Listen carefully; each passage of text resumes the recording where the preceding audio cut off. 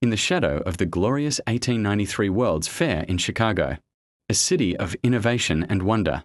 A different kind of structure was rising. It was a hotel, built by a handsome and charming doctor named H. Holmes. To the outside world, it was a marvel of modern design. But inside, it was something else entirely. It was a factory of murder, designed by a monster. Holmes was born Herman Webster, Mudgett, in 1861. From a young age, he showed signs of brilliance and psychopathy, fascinated with medicine, but also with deceiving others. His first crimes were macabre.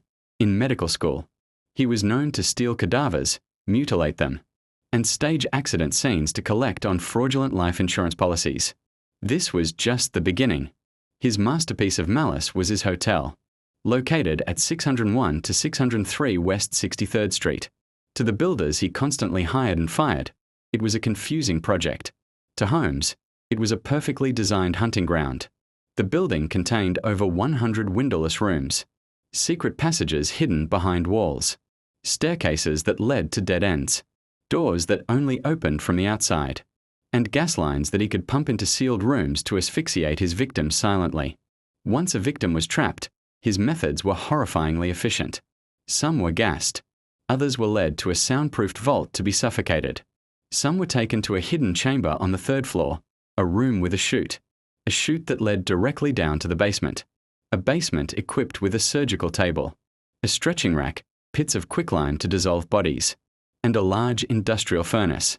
His victims were often young women who came to Chicago for the fair, lured by promises of work or romance. But men and children also disappeared, including his own business partners and their families. The exact number of his victims is unknown. He confessed to 27, but some estimates run into the hundreds. Holmes's downfall began not with murder, but with a horse. He was finally arrested in 1894 in Texas for a simple crime, horse theft. While in prison, his web of lies began to unravel. A relentless Philadelphia detective named Frank Gia was tasked with finding the missing children of Holmes's former partner. Gia's investigation led him across the country, and ultimately exposed the horrors of the Chicago hotel, which the press had already dubbed the Murder Castle.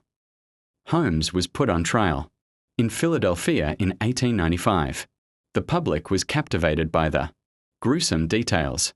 He was found guilty and sentenced to hang.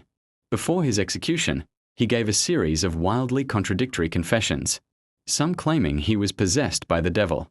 On May 7, 1896, H. Holmes was executed.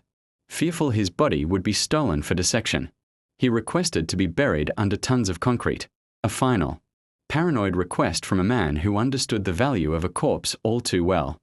The Murder Castle mysteriously burned to the ground in 1895, before Holmes's trial even concluded. The land is now home to a post office, but the legend remains. H. Holmes is remembered not just for his crimes, but for his terrifying intelligence.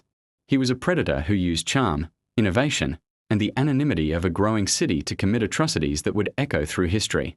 Speech Balloon joined the discussion. What do you think is the most chilling part of this story? Was Holmes a brilliant criminal or a uniquely opportunistic monster? Let us know your thoughts in the comments below. Don't forget to like and subscribe. Thank you for listening.